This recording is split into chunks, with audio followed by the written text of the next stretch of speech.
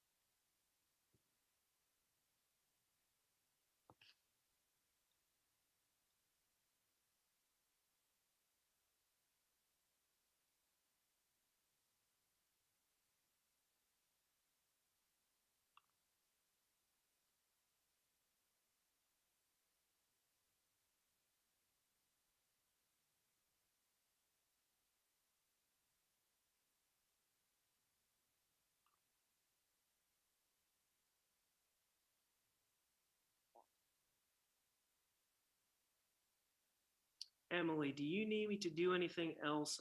As more and more people are joining, I'm wondering or wanting to make sure that you are okay on your end, or if there's anything I could be more specific about to help you out for Zoom breakout rooms later. No, I may pull a few audibles here, but you'll be good. That's fine. That's fine. We'll make it work. It'll be great. All right. Well, we're gonna go ahead and get started. Oh, hold on. One more quick thing I have to take care of, and then we will get started here in about 30 seconds.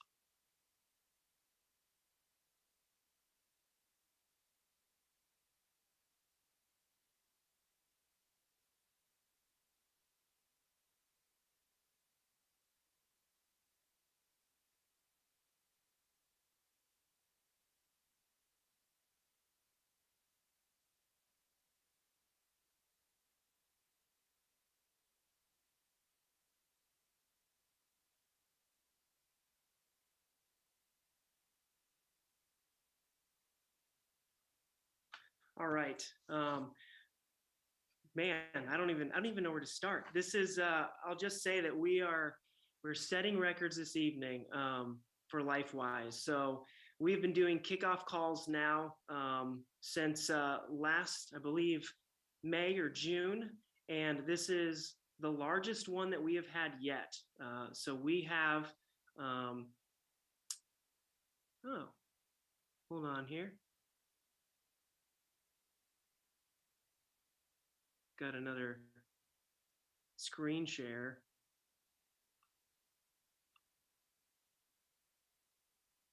Melissa, would you be able, I actually have no idea where Melissa's at. Melissa, would you potentially be able to, oh, there we go. Perfect. All right, thank you. All right, so here we go. So yeah, as I was saying, this is by far the largest kickoff call that we have had yet. We've got 11 locations joining us tonight. I'm going to run through those real quick. Each of those locations has some key contacts, whether that's a Lifewise representative at them or quite honestly, because as far as Lifewise representatives go, there's way more communities here represented than we actually have representatives. So we've even had some local community members who have been through this process that are joining some of the live locations. So we've actually got 3 communities from Muskingum County joining tonight. We've got West Muskingum. I believe Aaron is kind of the key contact out there. We have Maysville local. Dustin, I believe, is the main contact. We've got Tri-Valley local with Sam Dunn. Kind of southwestern Ohio, we've got Troy City. Emily Fox, joined by a few individuals from other communities that have been through the process before, Tanya and Alicia.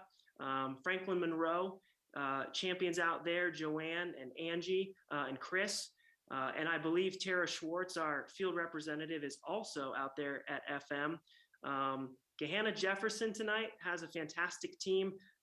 Sabrina, Anita, Aaron, and Fran, and they're actually joined by our Columbus area field representative, Vince Coleman. We've got Westerville City joining tonight. Their team, Kyle, Ashley, Connie, Katie, Jim.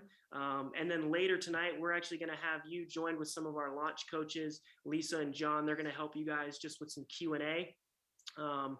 Field representative John Tevan is joining champion Karen over in South Central Ohio.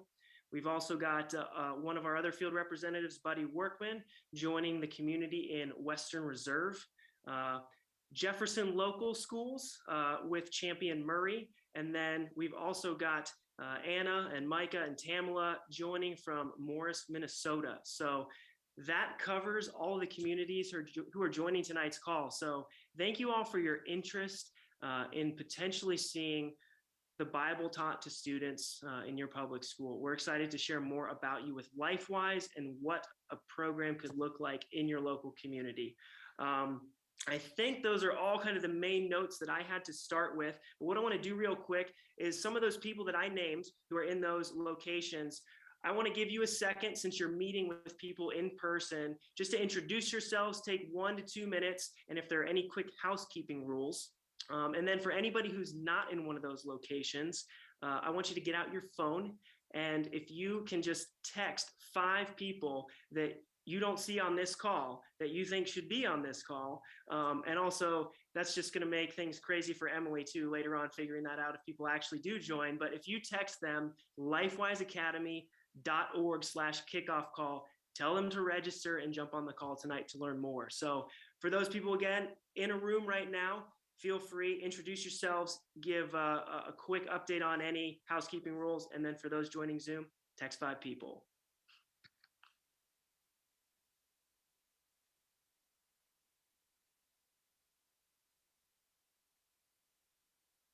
For those of you here tonight, most of you know me, I'm Sam. Thank you for coming out. I'm excited about what we're going to be learning. But I want to introduce Doyle Pertuset. Did I say that right? Pertuset. There we go. Doyle is the director of the Lifewise Academy program at Lakewood, Hebron Lakewood Schools. And they just got started this year, so I appreciate him coming down. So he's going to be a big help to us in answering questions a little bit later on. So again, thank you for being here. And just want to welcome everyone. We'll go through the program, and then a little bit later on, David Hoover, who's the launch coach from this area, he's going to be joining us along with the other 2 Muskingum County groups in Zanesville tonight. So that'll be a little bit later on. So thank you for coming. Thank you, Doyle. Yep, no problem.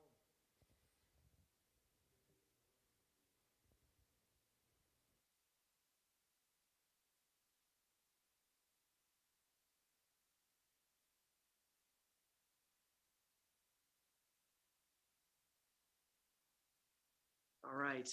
If everybody wind back down here in your rooms, we'll jump back into the main call.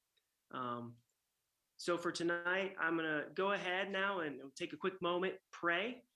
And then what I want to do is just share a quick video with you. Some of you may have seen it, but share a recent video from one of our programs that launched this last fall, just highlighting how things are going there. And then we're going to jump into the main portion of the presentation for tonight.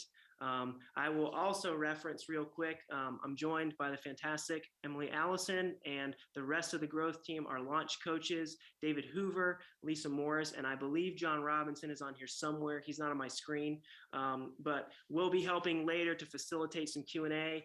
Emily is going to help me as far as being the mute police. So in case anybody's finger slides over that mute button and we start getting a lot of noise, she'll find you and quickly mute you. So anyway, let me pray real quick and we'll get started. Father, I thank you so much for this opportunity with release time. Who would have thought that this was possible, Father? Thank you so much for placing this before us. I pray that you give us wisdom and clarity this evening, each person that's joining this call, as to how they could be involved, how they could share this. I'm looking forward to sharing the opportunity with them. But Father, I pray that you would go before each community and open doors for the opportunity to be able to present your word to students in schools all across our country. Father, we love you. We give you this evening. It is in Jesus' name we pray. Amen. All right. And with that, let me share my screen here and we'll jump into this highlight video. Again, this is sharing a little bit about our program over in New Albany, Ohio, northeastern Columbus, and just some of the excitement that they've had over the last year. When we gathered in my living room to really pray, how could we reach kids in our own community, we learned about Lifewise, heard it was an option, and said, let's do it.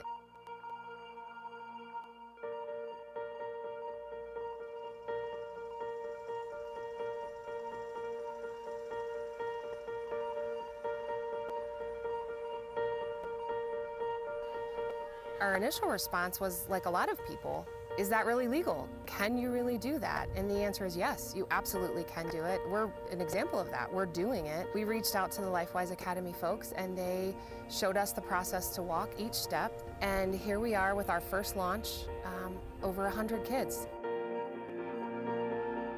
I am really excited about what we see happening here in New Albany. Over the last year, we've seen a group of churches come together with the commitment that they want their children in this community to learn the gospel. For each Bible lesson, they pull out a character trait: obedience, humility, generosity, forgiveness. And not only are they learning what those terms mean, they're practicing them with their peers and their classmates. Every time my son comes home from school, he always tells me what his favorite part of the day is. And he's in second grade now, but prior to that, he had always said recess or gym. But ever since he started Lifewise, I kid you not, he will get off the bus and the first thing he'll say is, "Mom, I loved Lifewise today." He'll come home and he'll show us in his folder what he's worked on, whether it's been respect or gratitude. We're seeing kids open doors for their peers and walk with them together, friendships that didn't exist before. Kids are now showing kindness and generosity to each other in very practical day-to-day ways. Lifewise Academy is such an amazing opportunity because so many people don't have a foundation, and a foundation is what you can build your life on. I know there are some parents who are unsure. What's it going to look like? What's my kid going to do during the day? Will it really be impactful? 100% yes. Sign your child up for Lifewise. I promise you, you will not regret it. We have communities that are popping up all over Central Ohio, all across the state of Ohio, and all across the nation. Why not in your community as well?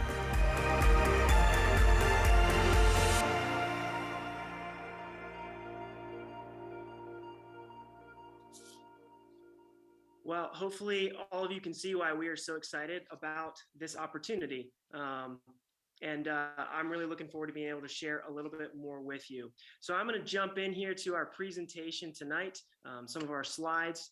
Now, if somebody had told you not too long ago that it was possible to teach the Bible during school hours, and rhetorically, what would you have thought? Usually when we ask that question to groups, we're finding that less than 5% of people actually think, oh yeah, of course that's possible. And it is, and that's what we're going to talk about tonight. So here's a quick agenda of the kickoff call. We're going to start by jumping into released time religious instruction. What is it? We're going to look a little bit at the background and overview of Lifewise. We'll discuss some frequently asked questions that cover facilities, curriculum, cost, and how to launch a program.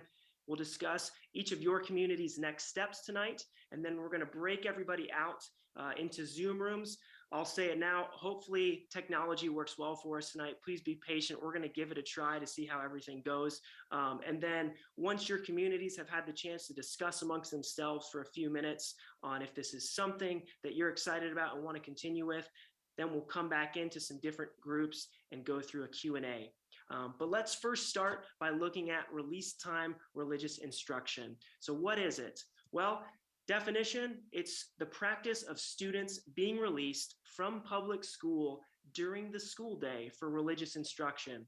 Now, that phrase, during the school day, is important to note because while there are many great before and after school programs, the unique thing about Lifewise Academy and release time religious instruction is that it is something that can be offered during the school day.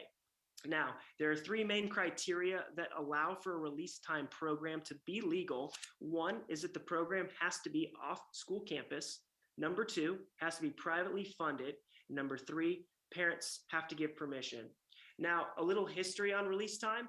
Back in 1952, the U.S. Supreme Court actually passed this ruling. So it's been around for quite a while. And we would say that this opportunity, it feels almost as if it's the greatest missed opportunity of the American church to be able to present the Bible to students in their local schools. I want to give you a little history now on release time and how it impacted one community in particular. So back in 2012, there was a program that we would call the forerunner for Lifewise. So there was a group of people in Van Wert, Ohio, and those individuals discovered release time and said, let's put this to use and see what happens. They thought, there's less than a third of people in Van Wert that actually attend church. So maybe we'll just get the church kids from the school to join. Well, they ended up purchasing a house near the elementary school. They renovated it out with a couple of classrooms, and then they started getting permission slips out. To their surprise, in year one, they actually had 1st through 5th grade a 60% participation rate. So the school was able to put their program into the specials rotation. So alongside things like gym and art and music, parents were able to opt their students into their Bible education program one day a week. Now, even more surprising, in year 3, this program started to get so much popularity, and this is not a typo, but 95% of the students, 1st through 5th grade, so nearly the entire school, were participating in this weekly Bible course. And it was so popular that when the first group of kids moved from 5th grade into 6th grade, they were the ones who actually started asking for another program. And so in 2018, that same group of people, they purchased another property, they built a brand new facility, and they started hosting middle school and high school classes. Now, it was at this point that the group of people in Van Wert, they were just so amazed at the impact that their Bible program was having in their community that they started looking around to see, hey, somebody else has to be doing this somewhere. And they started to realize, well, that's actually not the case. It's not as widespread as they had hoped. So they reached out to a ministry in Columbus, Ohio, that was doing public school ministries and reaching out to students. They thought, surely these people could help us. So in 2018, they reached out to that group in Columbus, and they started to talk about this riddle that they had. And they said, 1952, the U.S. Supreme Court passed this ruling. So clearly, this thing is legal. We're seeing its impact here in Van Wert. We've got a 95% participation rate in our elementary school. And so we want help answering this question. Why isn't everybody else doing this? And as they looked around and started to kind of find out what the answer could be, they came to the conclusion that it's mainly because communities need the tools.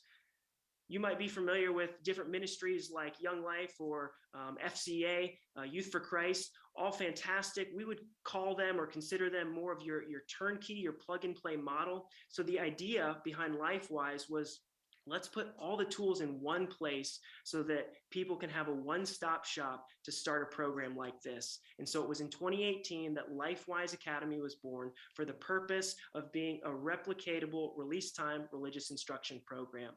Now in 2018, Lifewise, we put a pledge down on paper. And so I want to walk through real quick, really the 6 main pieces of what makes up Lifewise.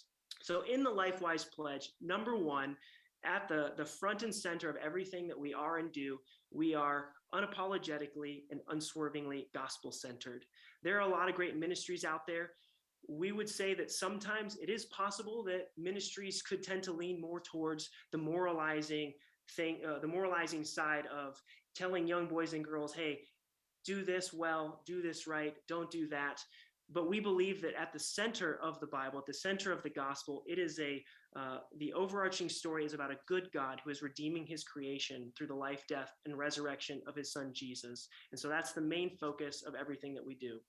Now, number 2, we want to speak the language of the public schools. So we recognize that right now there is a character crisis, and we believe that nothing changes character greater than the message of the gospel. And so we want to present to schools that we believe we have the greatest character education program out there. And so number 2, Lifewise, is character focused. Number 3, we are locally church driven. We don't want to replace or displace the local church. We want to be able to equip and see the body of Christ come together in local communities to start a program like this. Number 4, we want to be entirely plug and play. So from things like curriculum and resources to fill your space with, to letterheads, we want to have it as a one-stop shop. You don't have to reinvent the wheel. Number 5, because this was passed by the Supreme Court and it is constitutional, we're for the nation. We want to see a program in every single school district across the country, coast to coast. And lastly, number 6, we believe that we serve the King of the universe, so we want to do everything with excellence.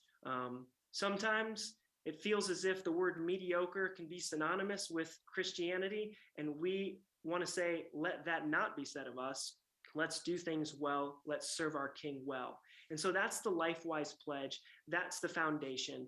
But I want to give you now an update on, once this all happened in 2018, once this pledge got put down on paper, we had to find a proof of concept. We had to see if this would actually work and if people wanted to see this happen.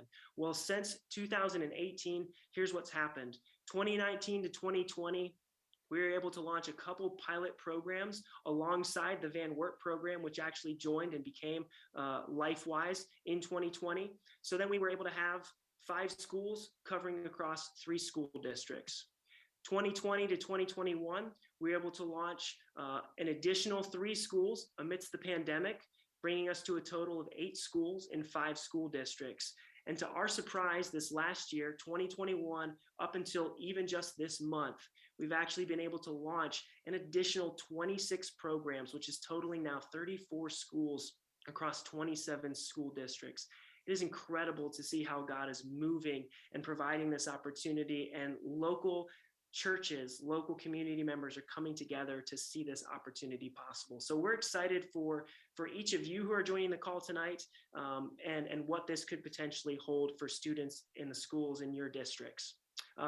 That's a little history, a little background on Lifewise, but now I want to jump into some frequently asked questions. The first one, often people will say, this sounds great, but where are the classes actually held?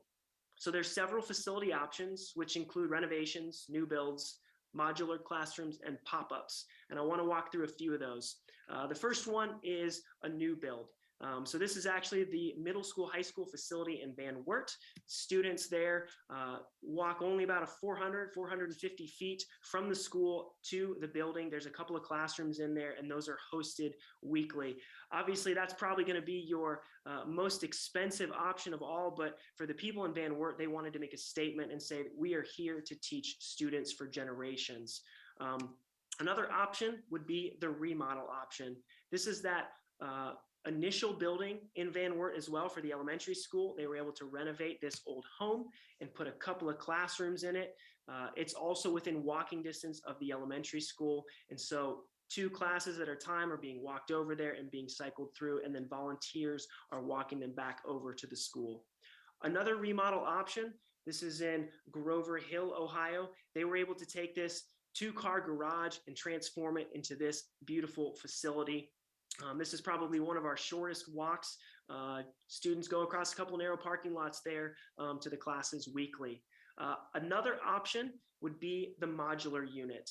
So in Ayersville, Ohio, there was an old basketball court just right outside of the playground facility. So kids actually walk through the playground, and the two modulars were placed on that old basketball court, and classes are being hosted there. Now, originally the idea was when they would potentially build a final or more permanent facility, they'd be able to pick that modular unit up and use it elsewhere, but it's just done so well that they're going to keep it there, and they're going to keep hosting classes in Ayersville.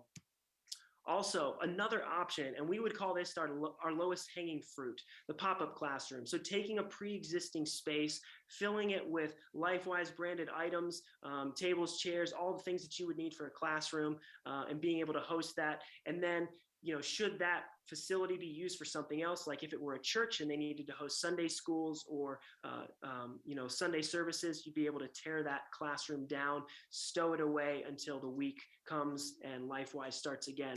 So in Riverview, Ohio, they were the first program to really adopt this pop-up model. This is Conesville, Ohio, Riverview schools, and students walk across the street there to the local Methodist church. They put up the flags, they put the signs out. Kids are walked across the street by volunteers, and they're able to host class there right in the basement. Another pop-up classroom that I want to make mention of, which in a lot of ways has actually become more of a permanent location. This is a church in Pandora, Ohio. They dedicated a side entrance to a room that was not being used at the church. And now you'll notice here that there's a difference. In all the programs that I've showed you previously, all the students were walking, but Pandora was actually the first program to implement a shuttle. And so it was just a little too far to walk, but students get on the shuttle there and they're bused about 0.3 of a mile over to the church where classes are held. So again, that's just a quick overview of the options of facilities that you could potentially have. And again, the two modes of transportation being walking and then busing, which, we were actually a little bit shy, so to speak, of the busing option, thinking, originally every single location had to be within walking distance. But then we realized, well, kids actually get on and off buses every single day. They get in and out of cars every single day. And in fact, most of the programs that we now have are actually utilizing a Lifewise shuttle like this, and it's proving to go very, very well. Another common question, what are students taught? So the curriculum. Well, they are specifically taught the truth of the gospel and how it transforms lives as revealed throughout all of Scripture. Now, we actually have a licensing agreement with the Gospel Project curriculum, which is through Lifeway Publishing.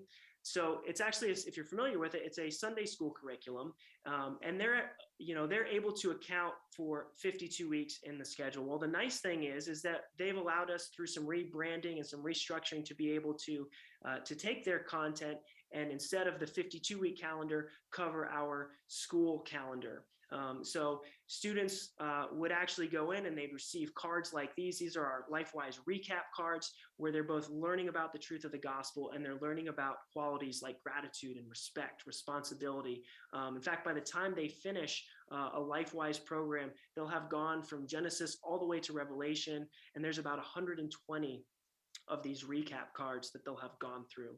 So we're really excited about the curriculum. There are a lot of incredible stories coming out of the current live locations as to the impact that this curriculum is having. And of course, because it's God's word. So we're really excited about it. Another question, this sometimes can be the elephant in the room, but how much does all of this cost? How much are we going to have to put towards a program like this? Well, the costs are going to vary greatly from program to program, and some of those variables would be enrollment, facility, paid staff. I'm going to walk through a couple of them and just give you kind of a range. So we highly recommend that there should be a couple of compensated positions. So number one, considering staff. There is usually a program director for each location. We think that there are enough responsibilities that a director should be compensated some sort of a monthly stipend. We also believe that the teachers as well, with their preparation and their teaching, there's again there are enough details for them that would be another compensated position. So that's one category to consider. Another one would be the membership fee. So we assess a $20 per student per year fee that goes to cover things like our licensing agreement with the Gospel Project, tech systems, liability insurance. And that $20 is not something that the parents would pay for their students, but that would be something that down the road, a leadership team would actually work to raise those funds for the program to cover the students. Number three, something to consider, facility and also transportation. And again, this could vary because maybe there is a local church nearby that is willing to open their doors for a program to be hosted in. But you definitely need to consider what does a facility look like, and is it within walking distance, or will we need some sort of transportation? And then the last category within the budget would be miscellaneous items. So considering classroom supplies, what do you need to fill your room with? Maybe some of the miscellaneous startup fees that go along with Lifewise, which I will get into here momentarily. But then also, one thing to note is that out of every single dollar that is raised for a local program, we'll take out 5 cents. So 2.5% or 2.5 cents of that will go towards a national endowment fund, and then 2.5% will go towards a local endowment fund. And the idea behind that is that when that endowment fund reaches a certain amount, the interest that comes off it will go back as sort of a pay it forward to the local program to be able to help with some of the costs that are going to come year in and year out, and to make that a little bit easier.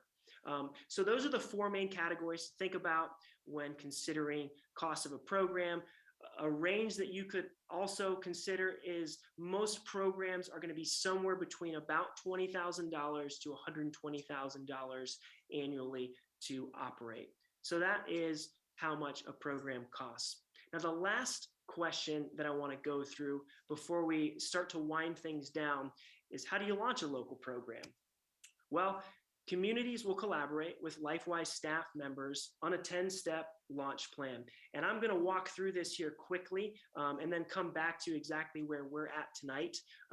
So here's kind of the 10 steps, and we've actually broken them down. So steps 1 through 3, we would call those really the interest phase. Steps 4, 5, and 6, those would be more of the planning phase. And then in 7, 8, and 9, we would say those are your execution phase.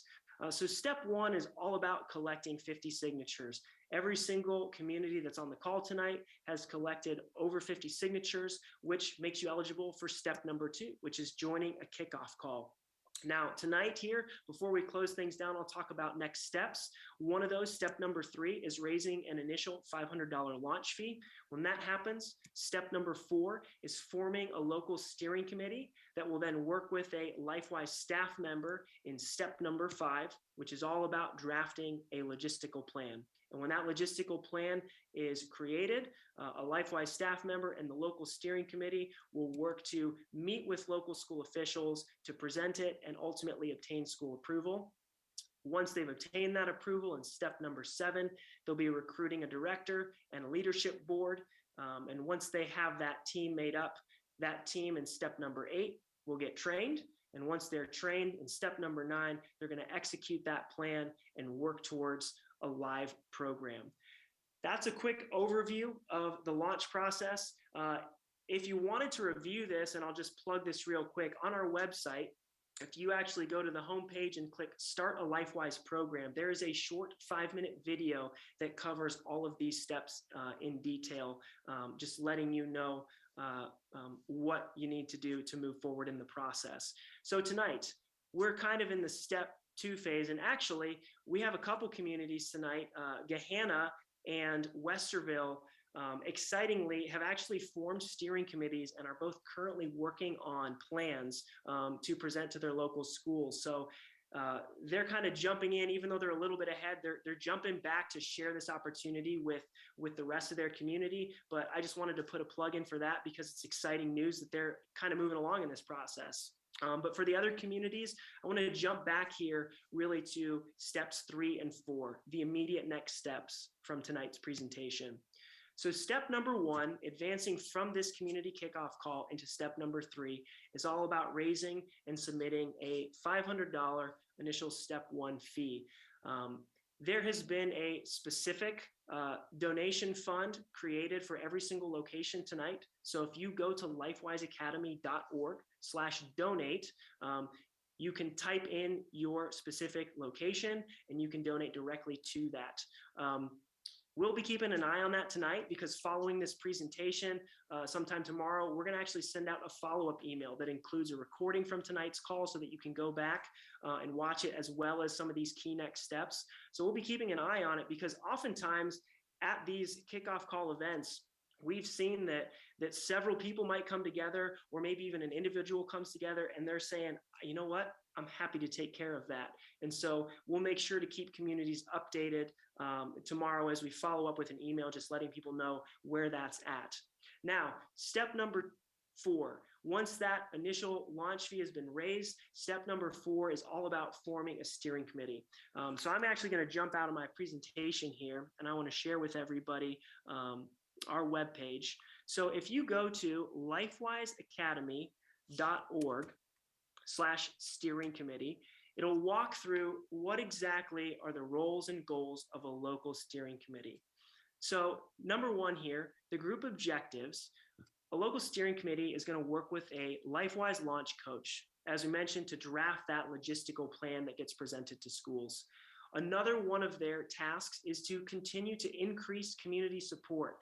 Maybe there's churches in the area that haven't heard yet about this opportunity. And so those individuals in the steering committee would reach out and ask for that opportunity, just to share about the opportunity.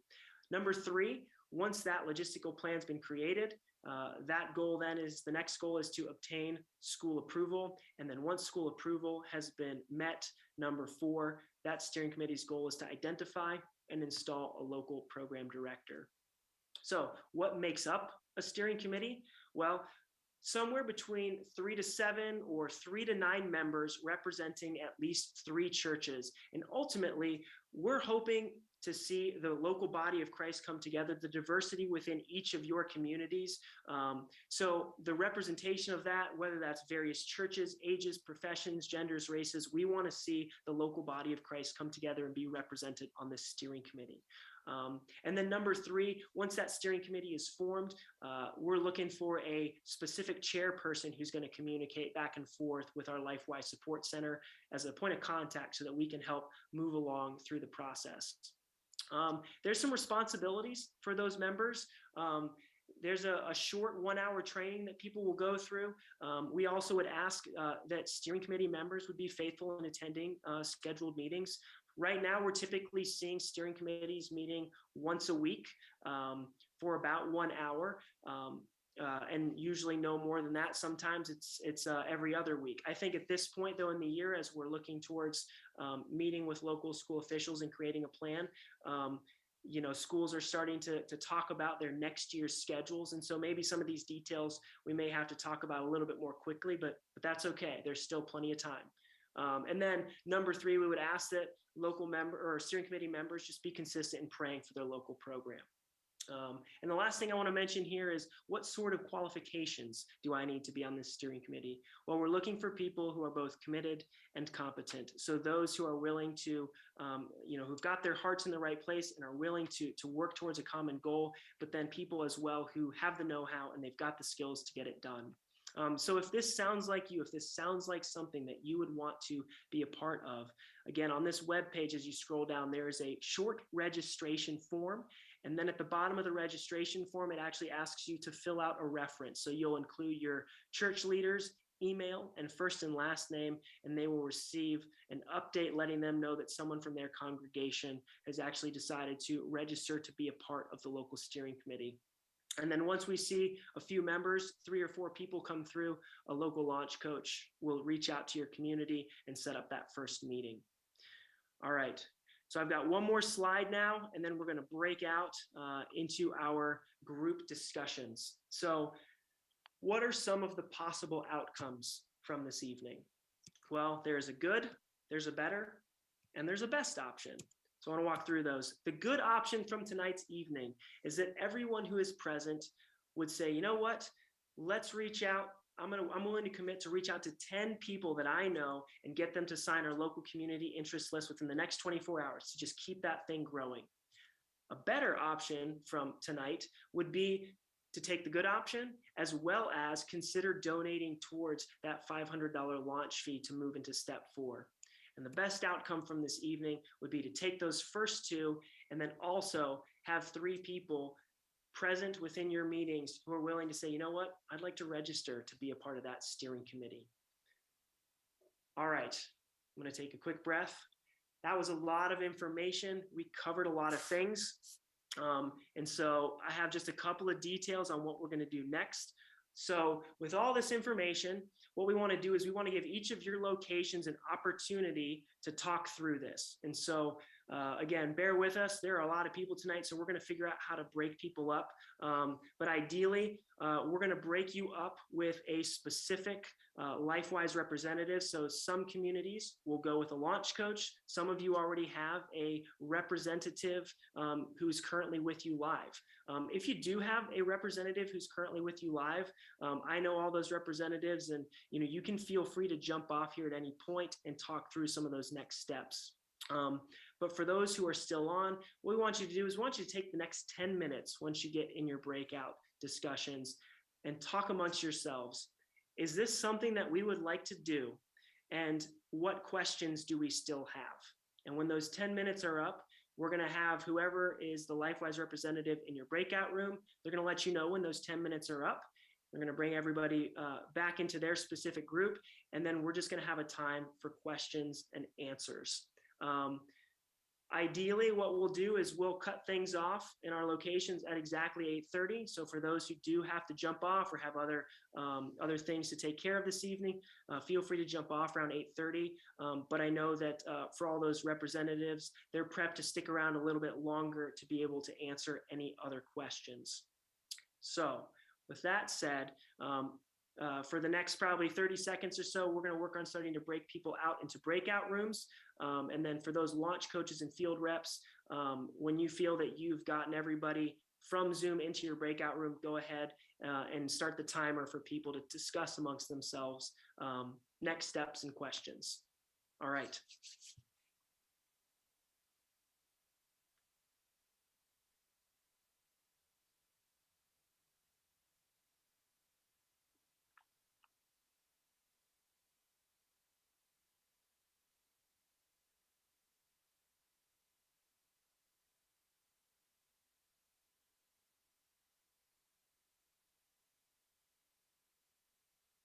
Crazy to watch how quickly the list just shrinks on my screen.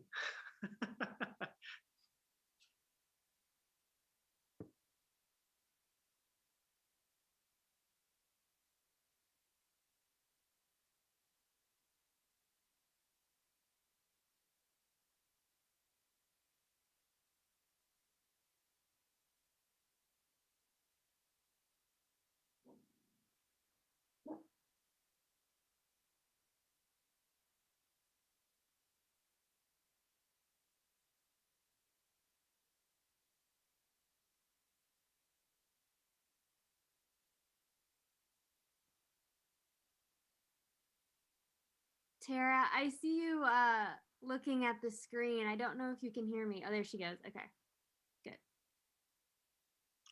Oh, I did forget to tell people, for those who are still on and you're in a room, you will have to click to accept going into your breakout room. That would have been good of me to actually have said that. So forgive me for not mentioning that.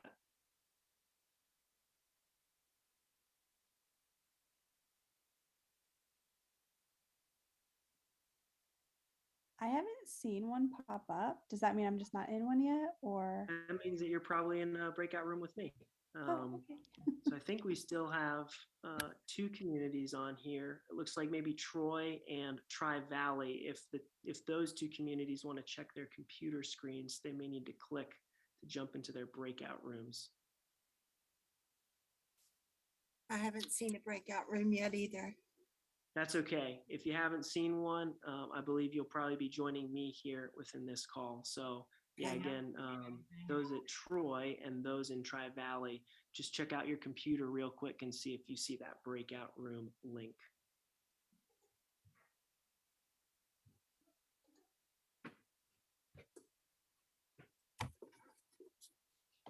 Would the link just pop up on our screen? It would, it would. Okay.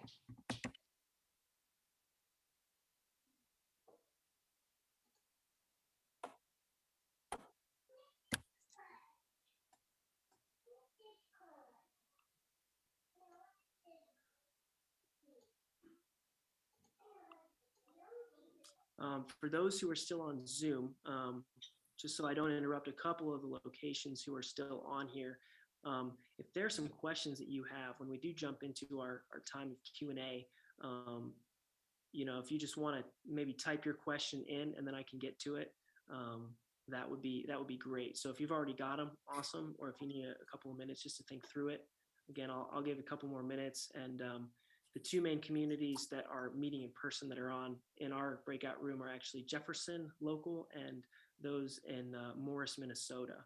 So we'll be joined by two live locations here along with all the Zoom callers. Is there a way for Tri-Valley? I mean, yeah, let's see. We do have Tri-Valley.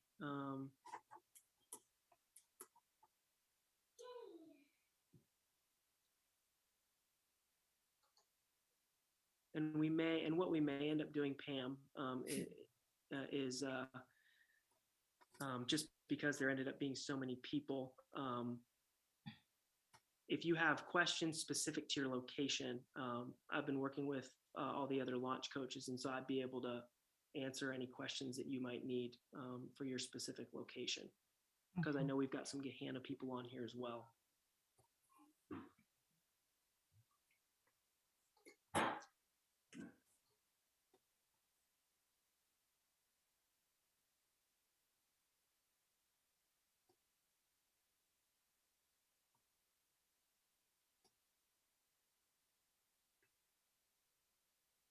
Let's see, Meadowview Church, Emily those at Meadowview Church asked if they could get put into David Hoover's room. Is that possible for Meadowview?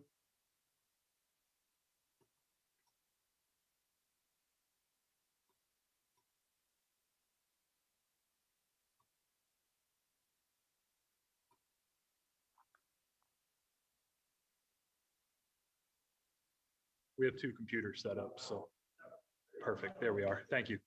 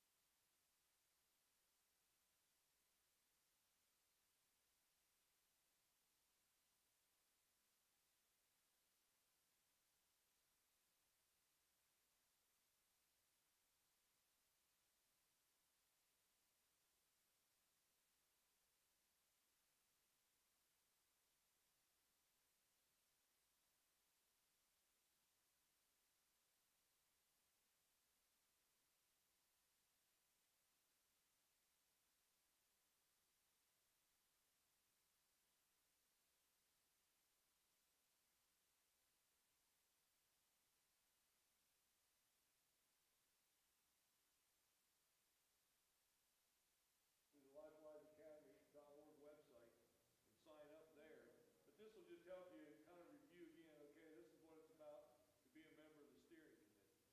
So anybody that's interested in that, I've got, I mean, you don't have to commit to it, but if you're just interested in becoming a member of the steering committee, then I've got what he just went over. I've got a copy of that. You can have it. I know you just went through that, but will you repeat that in the mic for people watching online? Okay. Sorry, I just spoke and you that are watching online couldn't hear me. But I do have a printout of what he went over a little while ago for the responsibilities of those on the steering committee. So if it's something you're thinking about doing, that's online. Obviously, you can go on and see it online as well. But for those of you who are here tonight, as I said earlier, I've got a copy of the goals, the group makeup, the All right, we are responsibilities and right at that qualifications if 10-minute you're mark. interested. I'm sure there's a lot more being discussed, which is great. But if you have questions that came up while you were discussing, oh, we're leaving the breakout room soon. You can go ahead and ask them now or throw them in the chat. Let me ask Colin what's going on. Anyone have any questions?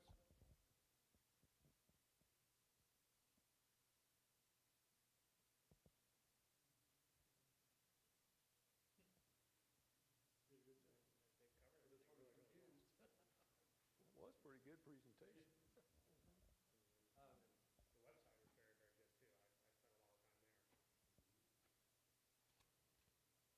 I know we go with sponsoring. Well, we may get booted from this and go back to the main session. So maybe you can also send me questions later on if there's not time right now. Recording in progress. So that's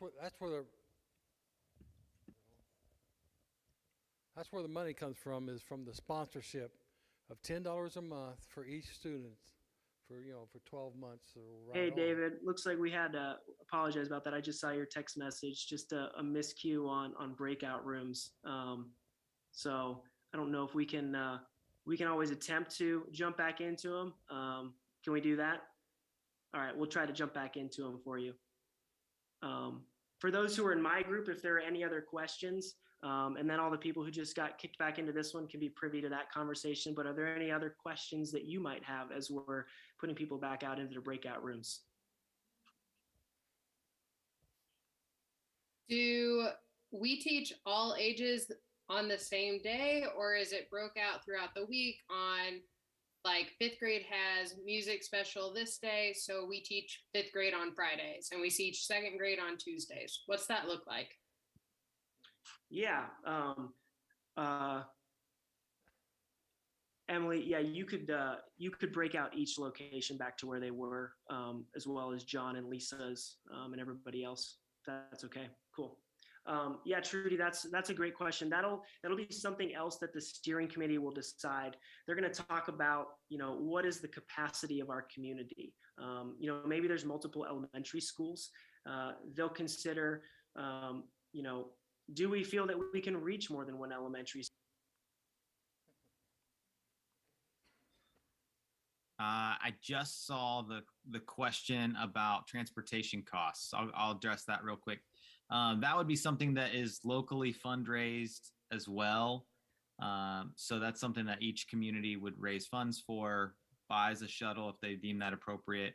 A lower cost option, a lot of churches have vans that are available during the week. And so I know some communities do that. We give them a Lifewise sticker to put on the side on days that they have Lifewise. So that's an option as well. But that is locally funded as well.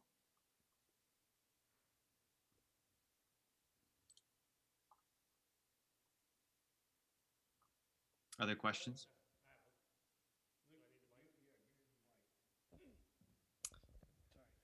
That's fine. Luke Davis from Tri-Valley. Yeah, so the class period is dependent on the school schedule. It's what the administrators tell you that you have, and obviously transportation can cut a little bit into that. So 40-minute class period. If you are transporting kids on a shuttle, We have some locations that are really creative and have their teachers or volunteers kind of start the activity or lesson on the bus. Maybe they sing songs on the way to or from the lesson. So that's a way that you're not really wasting that time. You're still getting some use out of that time as well. But yeah, it would be dependent on what the school is doing.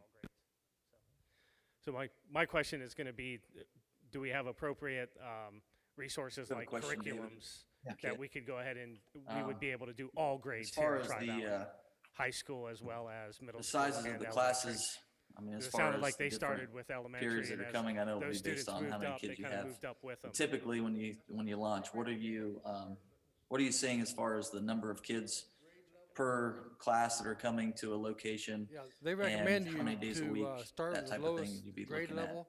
Yeah. I think almost is it all our Frazersburg locations are here, the once a week. elementary, isn't it? Like K And then as through, far as the size of the classes, six. that So that's what varies. you'd I mean, start with. programs that just start out, here, they sometimes are you just guys a gonna be few Tri-Valley, kids, you know, so- 3, 4, and it's gonna be your 5, decision if you up wanna stay with to, you know, a just typical Frazersburg, class and size just where let it's the other 20 kids, elementaries 25 start their kids. groups, or We do have, I help think, 1 or encourage them 2 to start locations from right where at we all. had to do some creative things with the schedule, and they We they got one cram group about doing all of 35 or 40 Lakewood, kids in so- one slot. That is not what we would advise, especially when you get into the younger kids. But you know, we'll do anything that the school says this is a deal breaker. We want to share the gospel and teach the lesson. So whatever we have to do, but that's what's typical. Okay. Yeah. Yeah, typically it's by grade. Sometimes they'll do a grade band, but most of our classes are all the first grade comes at the same time. If you have enough people enrolled, then it would be just one teacher's first graders come at a certain time. If it's not a ton of kids, especially to start, maybe all of the first graders would come at the same time.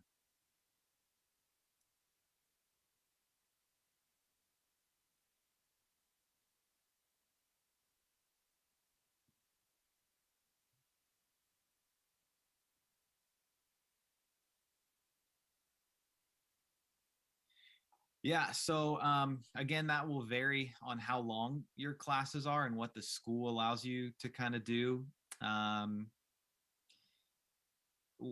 It depends on the location. Some, you know, bigger schools or like in Defiance, they started with, I think, 700 kids out of their 1,000 in the elementary school. So they had class every day for 5, 6 classes a day. So that's like almost a full-time teaching gig. So they had to hire a bunch of teachers for that. Whereas, you know, Whitehall, when I went and visited there, I think they were only at 40 kids the first month in the whole program. So they just had it a couple days a week, and, you know, they could pretty much do it with 2 teachers. So it depends a little bit.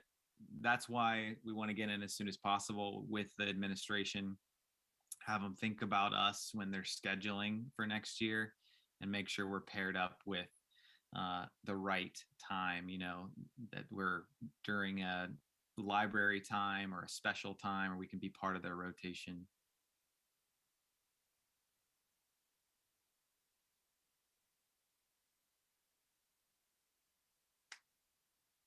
I have another question, David, for you. Is the curriculum geared to where, you know, say we start the program and then 2 months in, parents decide that they want their kids to, you know, to jump on board? Can they come in anytime? I mean, is it built for that? Yeah, I know most programs, I'm not sure if it's everyone that does Lifewise does this, but what I've heard is every 3 weeks, they'll take all of the new parent registrations and add those kids into the classes. They can drop at any time if for some reason the kids decide their parents don't want them in it anymore. They can remove them at any time. But just for a little bit more consistency, they recommend every 3 weeks, anyone new who's signed up, come on. And that's some of the programs. That's how they're growing their programs, is the kids it's all word of mouth. It's, hey, bring a friend from your class next time, get them to sign the permission slip. And I know that Whitehall, when I visited, that's how they've kind of exploded their program. It's been cool to see.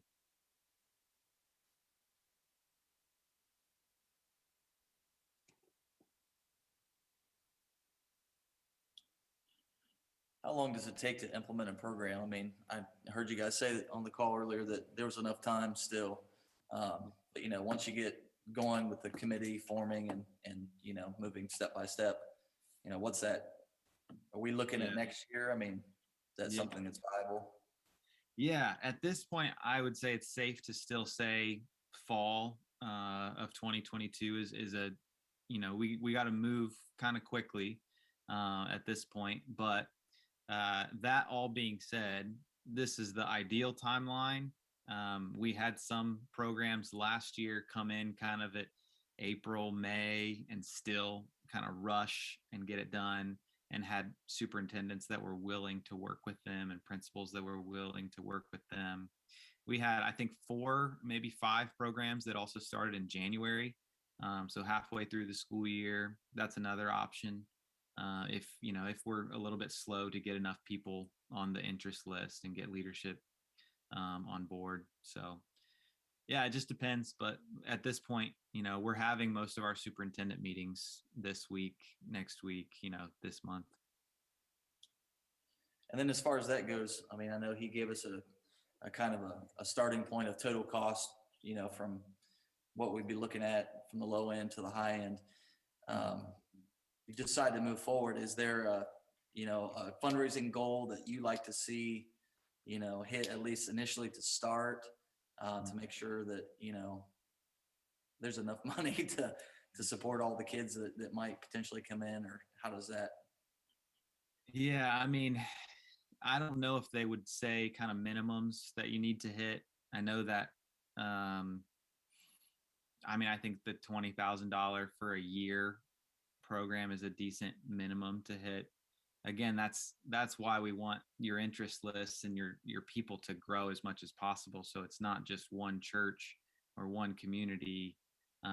You know, it's the whole 8-10 churches potentially in your area that are also shouldering some of that load. And that's, you know, that's why even when we get approval, we want you to keep growing that list and keep telling more people about it, because that just expands your pool of potential volunteers, people who are praying for you, and people who can financially support it. In the chat, I see each student would be attending once a week. That's what's typical.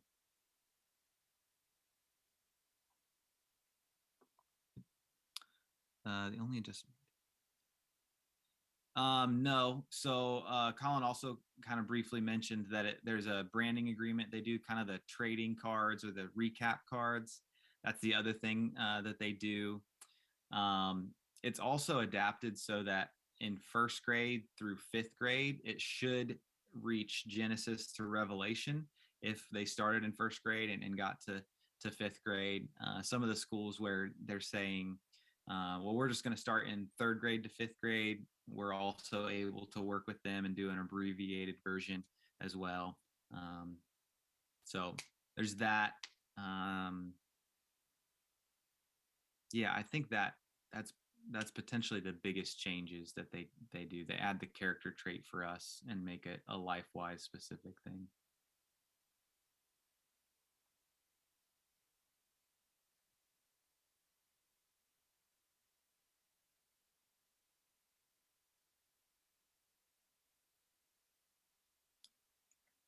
We had the question come up at the end. Is there ever like a completion ceremony or something that the kids get to, you know, say great job for being part of the program for the last 4 years or anything?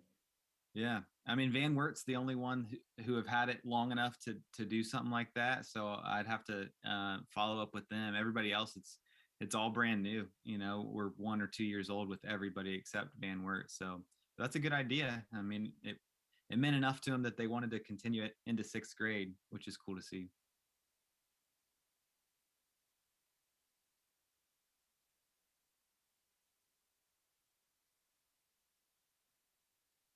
I'll keep answering questions here for another few minutes. It is past 8:30, and want to just honor everybody's time. If you have other commitments, I want to maybe give some freedom to leave and pick up your kids or head out if you need to. So if you need to head off here, your champion and people I've been in contact with can maybe jot down some notes as far as the other questions. Also, just remember, ideally, the best outcome tonight is that you're getting an agreement to keep growing the list, maybe send it to 10 more people, each person here, maybe some contributions financially towards that first $500. And then if anyone in your groups there is able and wanting to join the steering committee to keep moving it forward, that they would go online and do that. So let's see. If a kid gets sick, what happens? Do you send them back to school? Yeah, I mean, so we would honor whatever the school's policy in that. None of our locations are far from, they said 0.3 of a mile. That's pretty typical, is usually less than a mile away. We would have to bus them back to school right away and then take them to the nurse's office and get them, picked up that way. We have a blanket kind of liability insurance that covers anywhere on the bus, in the churches. So that's part of our application for the superintendent to look over. David, we had a question. Yeah. We have multiple buildings, like 4 elementaries. Would we have one steering committee for the 4, or do we split that up, one per our area? How does that work?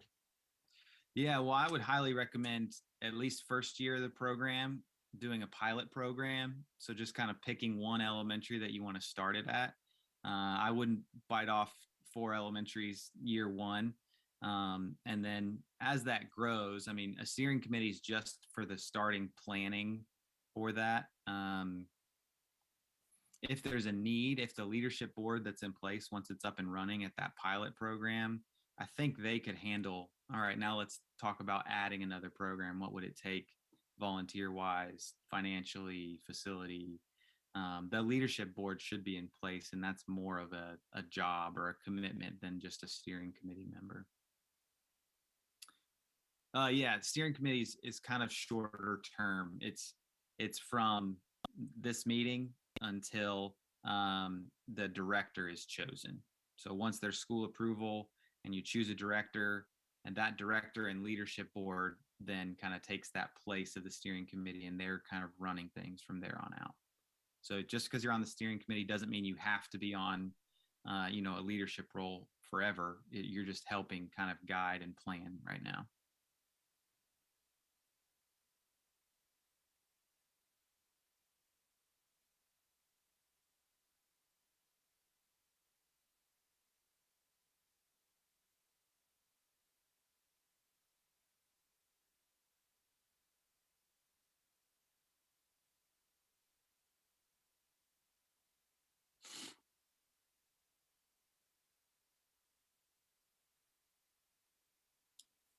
Dave, we're going to hop off. I'll make contact with you and we'll move forward.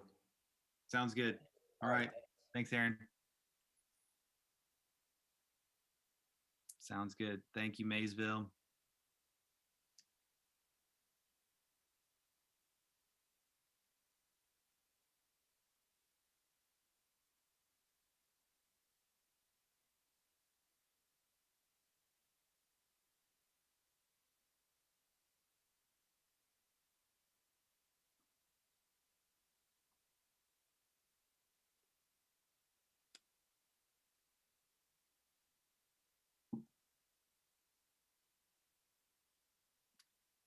We hire employees. Hey, David, we're heading off as well. Thank you for your help. All right. Sounds good. Thanks. Thanks. Have a good night. You too. So if you hire employees, they're not employees of the church. No, they would be employed by Lifewise. Yeah.